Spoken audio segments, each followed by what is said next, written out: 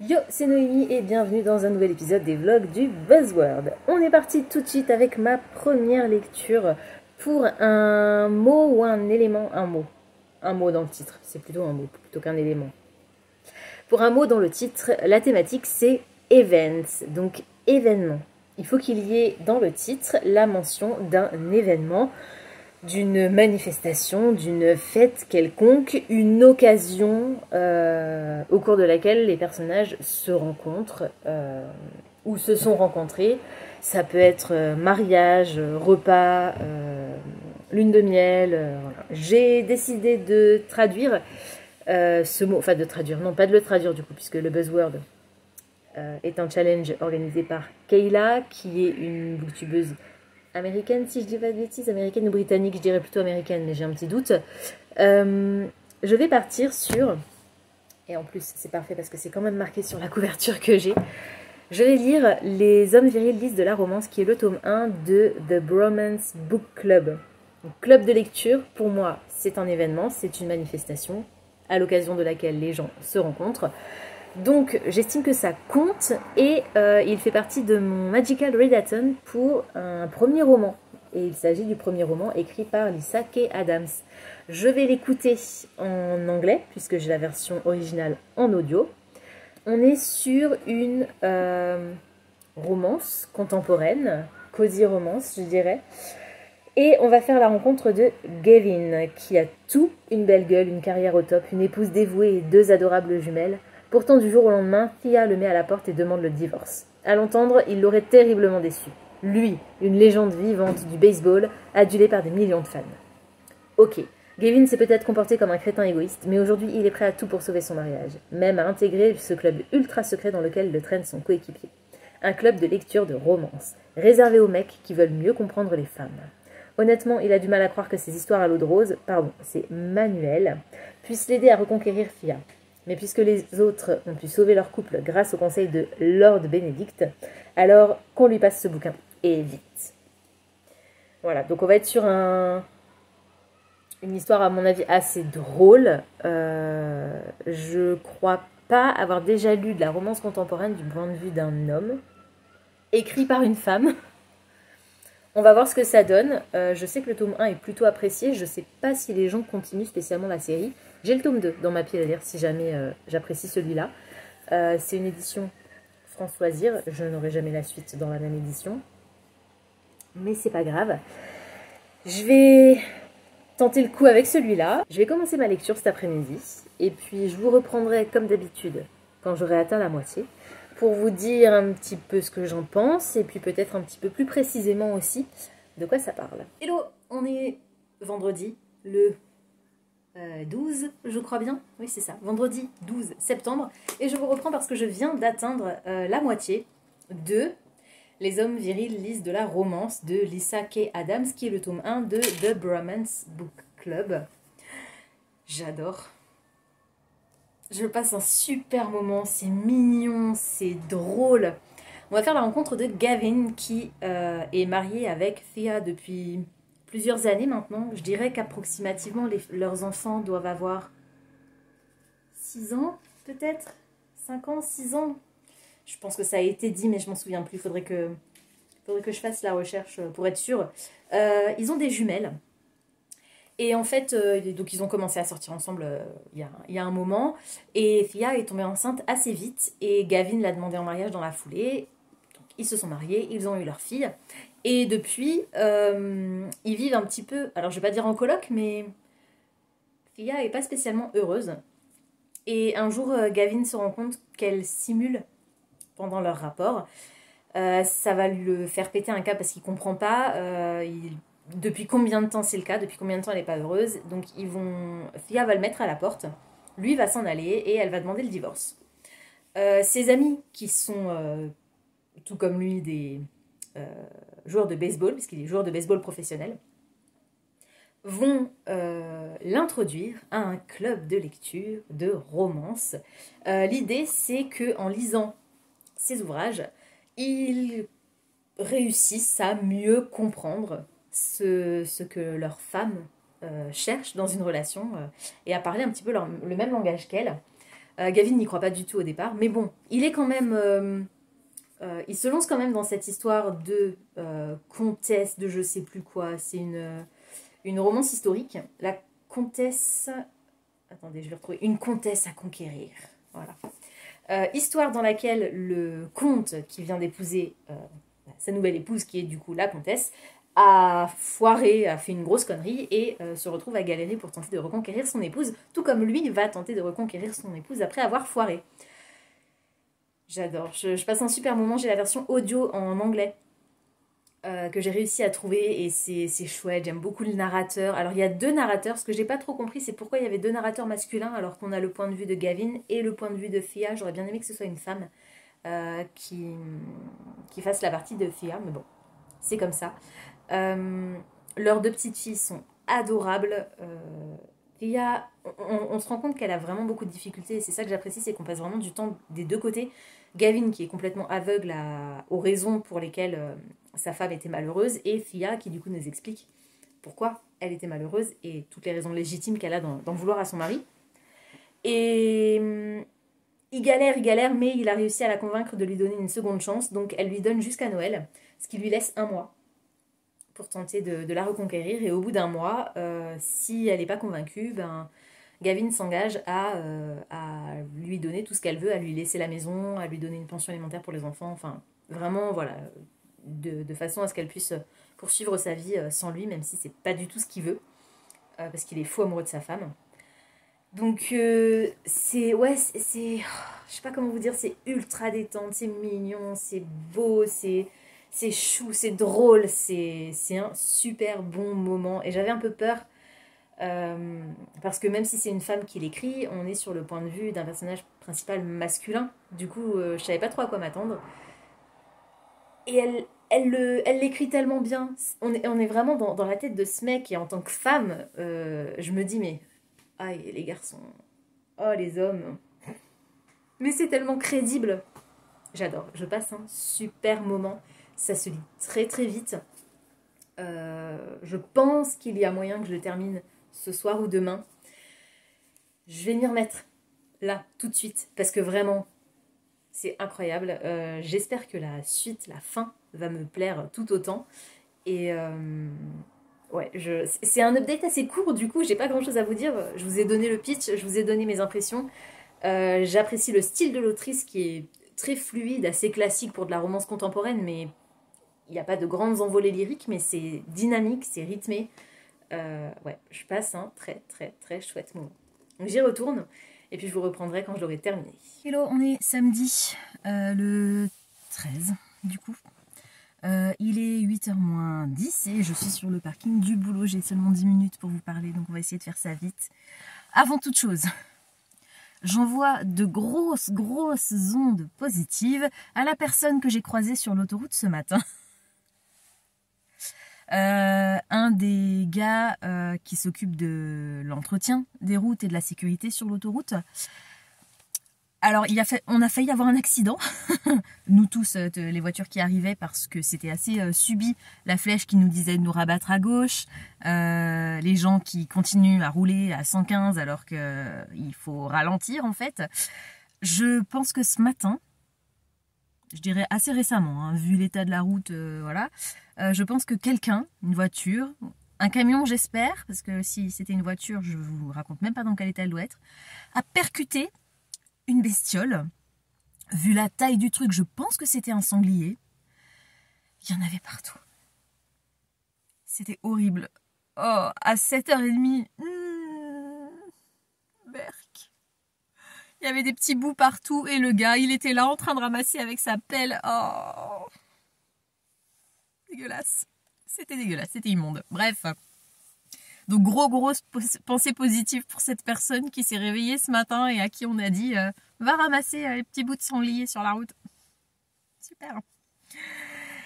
On n'a pas tous des métiers faciles. Je m'inclus pas dans le lot, mon métier est plutôt facile.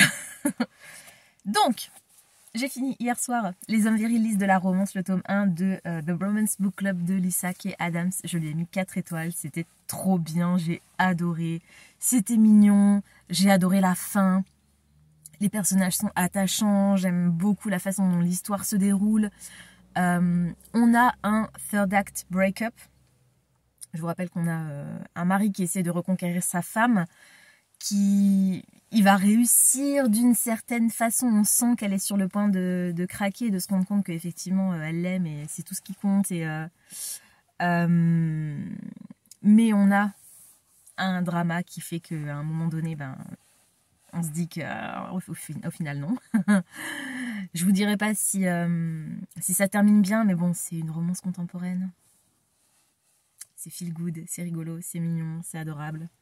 Voilà, c'était très chouette. Je vous la conseille vraiment. Et alors, je vous ai dit des bêtises hier. Les deux narrateurs masculins, je n'en ai pas un qui parle du point de vue de Gavin et l'autre du point de vue de Thea. J'en ai un qui parle du point de vue contemporain, donc de nos personnages, et le deuxième est un narrateur masculin britannique qui raconte l'histoire de une comtesse à conquérir, je crois que c'est ça le titre, du fameux roman, de la romance historique que Gavin lit pour tenter de reconquérir sa femme. Donc le deuxième narrateur masculin s'explique par le fait que ce roman soit un roman britannique, donc on a des personnages avec un accent britannique. Je regrette quand même un petit peu qu'il n'y ait pas eu de narratrice féminine, mais ça a un peu plus de sens que ce soit deux hommes par rapport à ce que je pensais au départ. Donc voilà, mea culpa. Autre chose, les filles de Gavin et Thea n'ont vraisemblablement que 3 ans, donc pas 6 comme je pensais au départ. Donc ça fait 3 ans que Thea ment à son mari en lui faisant croire qu'elle est heureuse et que tout va bien. Voilà, c'était un petit peu le récap et les petites corrections que j'avais à apporter sur mon avis précédemment. Mais c'était vraiment très très chouette, je suis contente. Je n'ai pas regardé sur qui portait le tome 2, parce que c'est une série de tomes compagnons. Donc je ne sais pas encore si c'est un personnage que j'ai déjà rencontré dans ce tome ou pas. Je pense il y a moyen pour que dans le groupe, il y en ait au moins encore 1 ou 2. J'en vois, à l'heure actuelle, j'en vois 2 qui sont, je crois, célibataires et qui, du coup, pourraient avoir leur tome qui leur serait dédié. Mais on a 5 tomes à l'heure actuelle. Je sais pas s'il y en aura plus. Je sais pas de quand date le dernier, je regarderai. En tout cas, ouais, j'ai passé un super chouette moment. C'était vraiment très très cool. Du coup, je passe à ma lecture pour le buzzword des couvertures. Donc, il faut qu'il y ait un certain élément sur la couverture. Et l'élément en question pour le mois de septembre, c'est du feuillage, foliage. J'ai sorti un livre de ma pile à lire pour le Magical Readathon, puisque je me suis rendu compte que j'en avais plusieurs. Et j'en ai sorti un très court, de manière à aller vite, puisque vous êtes censé voir cette vidéo jeudi après-midi, enfin jeudi soir.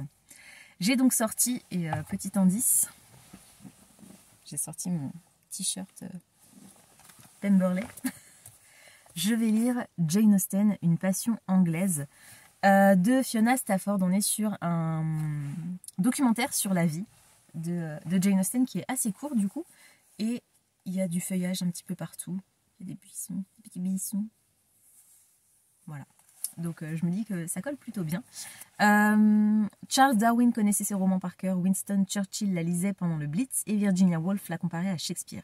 Jane Austen, 1775-1817, suscite aujourd'hui encore une véritable passion. Quel est son secret? Dans ses romans, on trouve le monde dans lequel elle a vécu. La campagne du Hampshire, le monde corseté de la gentry, les balles dans les manoirs, les jeunes filles promises au mariage, la domination des hommes, ses héritiers qui ont tous les droits. Quand elle commence à écrire, ses manuscrits essuient refus sur refus. Mais la jeune fille n'abandonne pas et se consacre corps et âme à la littérature, quitte à renoncer à fonder un foyer. Tout plutôt qu'un mariage sans amour. De 1811 à 1817, elle publie 6 romans, dont les chefs-d'œuvre Raison et Sentiment et Orgueil et Préjugés. Emportée par une maladie soudaine, elle laisse une œuvre dont la stature prendra des proportions extraordinaires, un portrait vivant et délicat de la romancière. Voilà, donc j'ai très très hâte. Jane Austen est mon autrice favorite. Je suis toujours curieuse d'en apprendre plus sur sa vie, donc j'ai vraiment très hâte. Je vous reprendrai quand j'aurai atteint la moitié, ce qui devrait, je pense, pas tarder parce qu'il est vraiment court. Il fait, alors si j'enlève tout ce qui est bibliographie et notes, il fait 177 pages. Donc, ah non, ça c'est la postface, attendez. Alors sans la postface, il fait 164 pages, donc ça va se lire très vite je pense. Du coup, maintenant que vous savez qu'il faut qu'il y ait un événement dans le titre et du feuillage sur la couverture, essayez de deviner quel livre je vais sortir pour ma 3e lecture de ce vlog. Je vais vous donner un petit indice. Il faut que vous regardiez dans ma pile à lire audio, puisque c'est un livre que j'ai exclusivement en version audio via Nextory, il me semble. Donc voilà, et si vous essayez de deviner et de me dire dans les commentaires avant qu'on arrive à cette partie de la vidéo. Pour l'instant, je vous laisse, je vais aller bosser, et puis je vous reprendrai du coup quand j'aurai atteint la moitié de celui-ci. Hello, on est dimanche matin, le 14, et je viens d'atteindre la moitié de Jane Austen, Une passion anglaise. Je suis page 98. Je vais commencer le chapitre 6 qui s'intitule Raison et sentiments, orgueil et préjugés. J'ai particulièrement hâte étant donné que Orgueil et préjugés est mon roman préféré de tous les temps. Voilà, donc j'ai très hâte. J'adore ma lecture, je passe un super moment.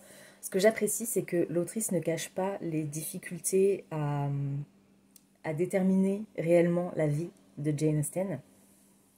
Parce que c'était quelqu'un de très sensible, très observatrice, mais d'assez discrète en réalité. Elle utilisait beaucoup l'humour et l'ironie, particulièrement dans sa correspondance ou même dans ses romans, on le sait, hein. Mais pour sa vie personnelle, c'est un peu plus compliqué pour nous aujourd'hui de déterminer réellement ce qu'elle a vécu et quelles ont été ses influences plus précisément. On connaît une grande partie de sa vie grâce à la correspondance qu'elle avait avec sa sœur Cassandra, mais une partie de cette correspondance a disparu. Donc c'est un personnage qui reste... Enfin, un personnage historique, je veux dire, qui a réellement existé, qui reste très mystérieux. Et c'est aussi pour ça que j'adore cette femme. Et comme dit, l'autrice Fiona Stafford ne cache pas que il y a pas mal de choses qu'on dit de la vie de Jane Austen qui sont en réalité que des conjectures, parce que on n'a pas vraiment de preuves, on n'a pas tellement de preuves de ce qu'elle a réellement vécu et de comment sa vie s'est déroulée, en tout cas en termes de ce qu'elle ressentait sur ces périodes. Et je trouve que c'est très juste et honnête, et j'apprécie du coup la manière dont l'autrice a écrit sa biographie. C'est pas la première fois que je lis un documentaire sur la vie de Jane Austen, mais je pense que c'est la première fois que j'en apprends autant sur sa vie personnelle, parce que le précédent ouvrage que j'ai lu, c'était Austen Power aux éditions Baribal, et c'était plus sur la construction de ses œuvres, le contenu de ses romans, et pas vraiment sur sa vie personnelle. Là, on parle évidemment aussi du contenu et de la construction de ses œuvres, mais on évoque aussi surtout sa vie personnelle. Du coup, j'apprends plein de trucs, c'est vraiment top. Je suis ravie, je me régale. J'ai pas grand chose de plus à vous dire. Si vous n'êtes pas fan de Jane Austen ou que la vie de cette autrice vous intéresse pas particulièrement, c'est pas forcément un livre que je vous recommande. Je vois pas ce que ça pourrait vous apporter et je pense pas que vous y trouverez un grand intérêt. Mais étant donné que c'est mon autrice favorite, je passe un très très très chouette moment. Donc je vais retourner à ma lecture. Je vais le terminer, je pense aujourd'hui, hein, ça se lit vraiment très vite. Et puis je vous retrouverai pour vous donner ma note finale.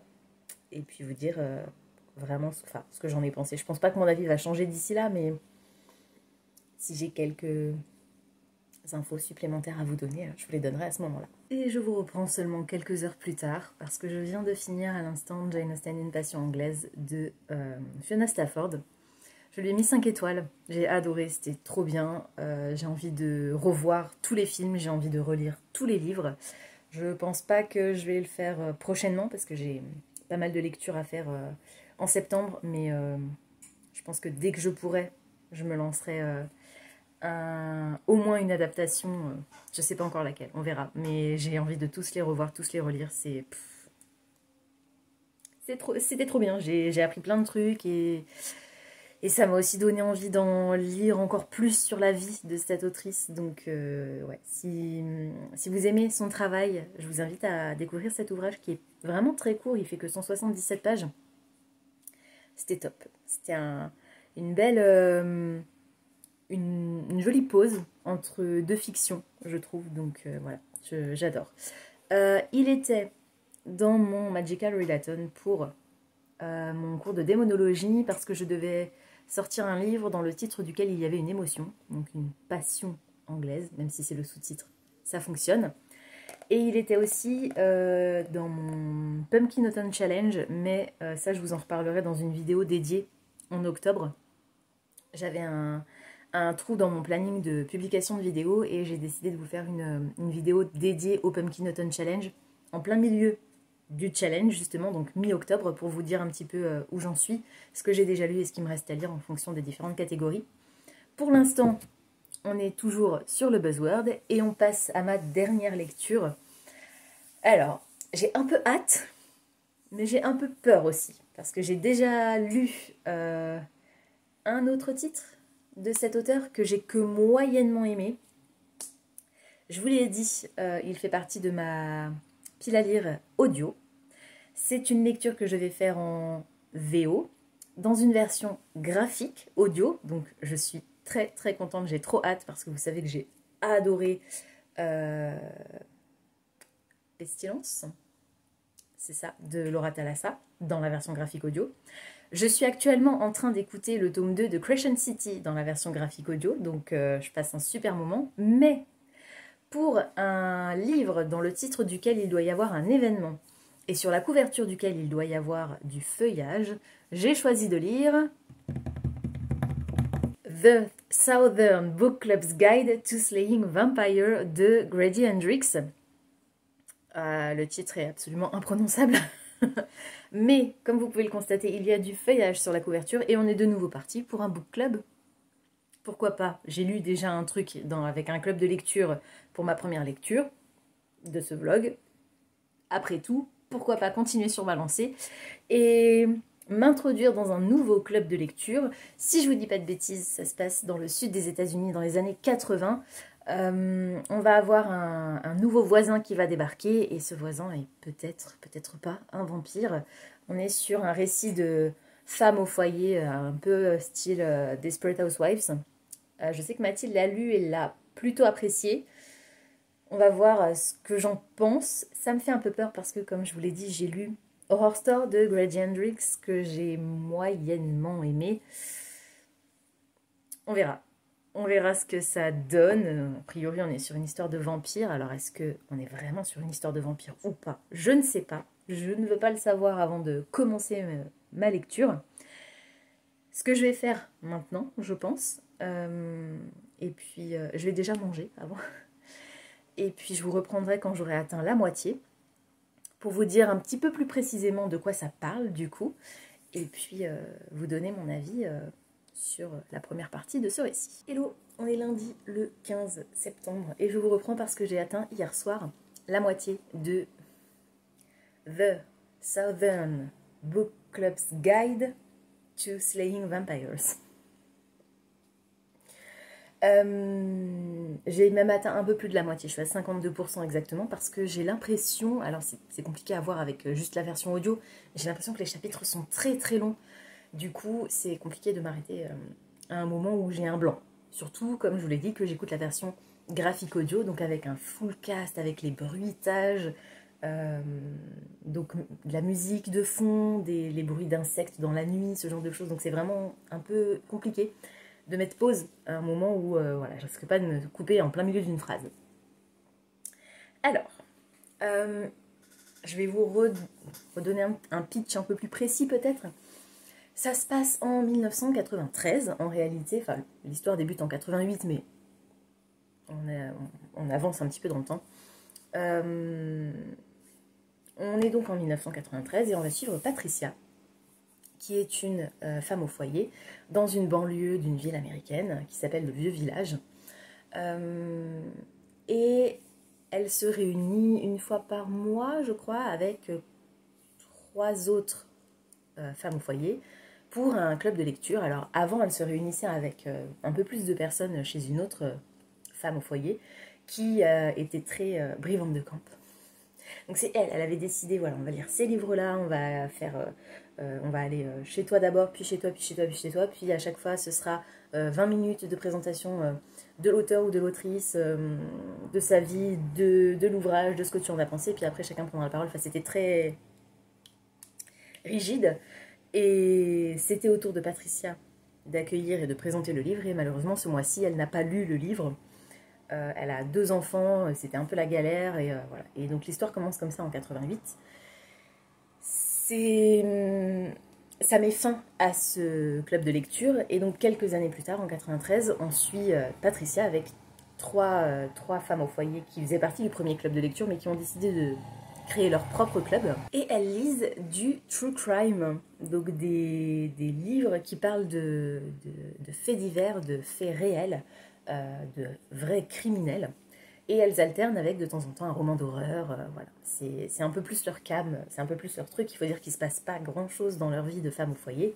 Elles sont a priori épanouies et heureuses, a priori, hein. Mais voilà, elles aimeraient bien avoir un peu d'action, donc le fait de lire du true crime et des romans d'horreur, ça pimente un petit peu leur vie. On a donc Patricia qui, quelques années plus tard, donc en 93, ne communique plus tellement avec sa fille qui est une ado, et qui elles ont du mal à se comprendre, mais bon, pas au point qu'elles soient méchantes entre elles ou qu'elles soient particulièrement violentes verbalement, mais voilà, elles communiquent plus. Et le fils qui s'appelle Blue, qui lui est encore à la maison, enfin la fille est aussi à la maison, mais on la voit moins souvent, elle est plus souvent chez ses copines, en camp, elle est très sportive, donc elle a beaucoup d'activités extrascolaires. Et le fils donc qui lui, d'un seul coup, se prend de passion pour les nazis, voilà, et qui explore tout ce qu'il peut sur ce sujet. Et son mari, qui s'appelle Carter, est psychologue, et il est en train de briguer un poste de responsable de la branche. Pourquoi j'arrive pas à trouver mon mot? Il voudrait devenir du service, c'était ça. Il voudrait devenir chef de service en psychologie à l'hôpital où il travaille. Donc il n'est pas très présent non plus, il rentre très très tard. Un beau jour, il y a un nouveau venu qui débarque dans le voisinage pour s'occuper de sa grande-tante, il me semble. Et Patricia va être intriguée un petit peu par cette personne, va essayer de l'aider autant qu'elle peut à s'intégrer à la communauté, jusqu'au jour où les enfants d'un quartier vont commencer à disparaître. Et Patricia va commencer à soupçonner que ce monsieur, je crois que c'est James Harris, il s'appelle, n'est peut-être pas aussi sympathique qu'il y paraît, et qu'il y a des choses très bizarres qui se déroulent autour de lui. Je vais m'arrêter là pour le pitch, parce que le résumé n'en dit pas grand-chose, donc je veux pas vous spoiler sur les événements qui vont se produire dans cette histoire. Je vous avais dit que j'appréhendais un petit peu ma lecture, d'une part à cause de l'humour, mais j'ai complètement oublié l'aspect dégueulasse des écrits de Grady Hendrix. Grady Hendrix est spécialiste des romans d'horreur campy, c'est-à-dire des romans d'horreur absolument absurdes, et surtout très gore. Et j'avais oublié ce petit détail, qui n'en est pas un, parce que dès le chapitre 2 ou 3, on assiste à une scène absolument abominable. Voilà, donc, si vous avez envie de découvrir cette histoire, ayez l'estomac bien accroché. Pour l'instant, l'ambiance me plaît beaucoup, mais on vient d'arriver à un moment où Patricia a dévoilé à ses amis, à son mari, qu'elle avait vraiment des gros doutes sur ce mec, que c'était pas normal, que c'était bizarre, qu'il fallait appeler la police parce qu'elle le soupçonne, et non seulement le soupçonne, mais a priori, on le sait nous en tant que lecteur, mais elle l'a vu, elle l'a surpris dans une position particulièrement compromettante, donc elle sait ce qu'elle a vu. Et le problème, c'est qu'on a atteint un moment de l'histoire où le mari s'en mêle. Et bien qu'on soit en 1993, on a l'impression de revenir dans les années 50, à l'époque où les femmes n'avaient absolument aucun droit et où les maris pouvaient faire ce qu'ils voulaient. Ça me plaît pas du tout.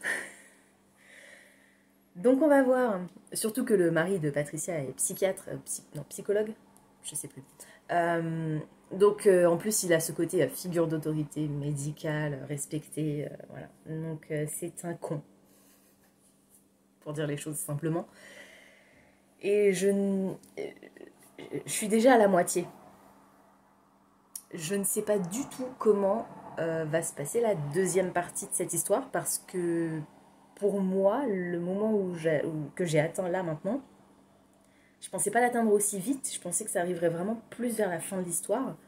Donc je n'ai pas la moindre idée de ce qui va se passer dans la deuxième partie et ça me fait un peu peur parce que je vous l'ai dit, là on vient de basculer dans la dynamique entre guillemets du groupe et dans la manière dont Patricia est considérée. Du coup, ouais, je sais pas si je vais réussir à aller au bout, si ça se passe pas comme je veux. D'un côté, je vous avoue que je suis quand même très curieuse de savoir ce qu'il en est réellement avec ce mec. Alors, si je vous dis pas de bêtises, je vais quand même vérifier. Ouais, c'est ça. Je n'ai lu qu'un seul titre de Greg Hendrix. C'était Horror Store. C'est un roman d'horreur qui se déroule dans un magasin type Ikea avec, je crois, le concept du zombie à peu près. C'est pas vraiment des zombies, mais c'est le concept du zombie. Le zombie étant la créature que je déteste le plus. Je peux pas regarder ou lire un truc de zombie, c'est très compliqué. Lire, je m'en sors encore, mais je suis désolée, ça sent l'essence. Je pense à un véhicule qui a dû passer sous la fenêtre, c'est horrible.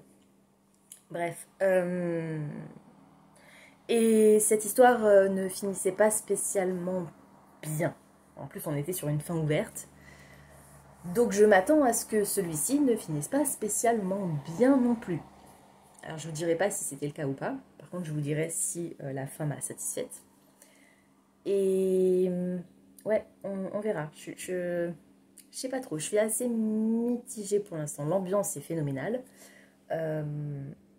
L'idée est plutôt sympa. J'apprécie la façon dont les personnages interagissent ensemble. Pour l'instant, ça me paraît plutôt logique. Mais ce truc du solidarité masculine face à des femmes qui n'ont rien de mieux à faire pour se distraire que de lire des romans d'horreur et qui du coup se montent le bourrichon, ça m'agace profondément. Donc on va voir. Je vous laisse pour l'instant, je vais retourner à ma lecture, essayer de le finir, et puis je vous reprendrai pour vous donner mon avis final, peut-être ma note si je réussis à aller jusqu'au bout. Hello, on est mercredi le 17 septembre et je viens de me rendre compte que je ne vous avais pas filmé mon wrap-up pour cette vidéo parce que j'ai terminé The Southern Book Club's Guide to Slaying Vampires. Le titre ne s'est pas amélioré au cours de ma lecture. Je l'ai fini lundi soir et je ne vous ai pas repris hier. J'étais très fatiguée puis je vous avoue j'ai complètement zappé. Bref, c'est pas grave. Alors, je lui ai mis 3 étoiles. C'était exactement ce à quoi je m'attendais. J'avais mis la même note, je crois, à Horror Store, ou peut-être un 4 étoiles, mais un 4 étoiles très très bas. Que vous dire? J'ai pas spécialement accroché au personnage. Par contre, l'ambiance, l'atmosphère est incroyable. 10 sur 10 pour l'atmosphère. C'est vraiment flippant à souhait. Mais on est vraiment sur une histoire d'horreur. Très gore, très graphique, très absurde, presque burlesque en termes d'humour. Qui parlera pas à tout le monde, du coup. J'étais un peu étonnée que ce soit un titre de cet auteur qui n'ait pas encore été traduit, parce que d'autres ont été traduits, y compris le plus récent. Je ne sais pas pourquoi. Mathilde m'a fait remarquer que ça se passait au même endroit que My Best Friend Exorcism. Donc si vous avez aimé ce titre de l'auteur, sachez que le Book Club to Slaying Vampires se déroule 10 ans plus tard, dans quasiment au même endroit. Que vous dire d'autre? Je ne sais pas. Je pense que c'était ma deuxième et dernière tentative avec cet auteur. Je lui reproche rien de particulier à lui, personnellement. C'est juste un style, un procédé d'écriture qui me parle pas, que j'apprécie pas spécialement. C'était vraiment cracra, vraiment dégueulasse, surtout à la fin. C'était divertissant. Si vous cherchez un bon roman d'horreur crade pour la période qui arrive là, bientôt Halloween, je vous le conseille. Et la version graphique audio n'en était que plus abominafreuse. Avec tous les bruitages et les merc. Bon, c'est pas grave. Ça conclut, du coup, ma vidéo pour le buzzword du mois de septembre. Je vais me remettre tranquillement à ma pile à lire pour le Magical Readathon. Merci d'avoir regardé cette vidéo jusqu'au bout. Si vous avez envie de laisser une trace de votre passage mais que vous ne savez pas quoi me dire, dans les commentaires, mettez-moi un vampire, évidemment. Et je vous retrouve le mois prochain pour l'épisode d'octobre du buzzword. Et puis sinon, la semaine prochaine pour... Oh, déjà, waouh, ma pile à lire, ma palle des cartes, peut-être, parce que il y a peut-être un challenge que j'ai envie de faire en octobre. Il faut que je regarde encore, je suis pas encore sûre. Mais en tout cas, ce sera ma pile à lire pour le mois d'octobre. Ciao!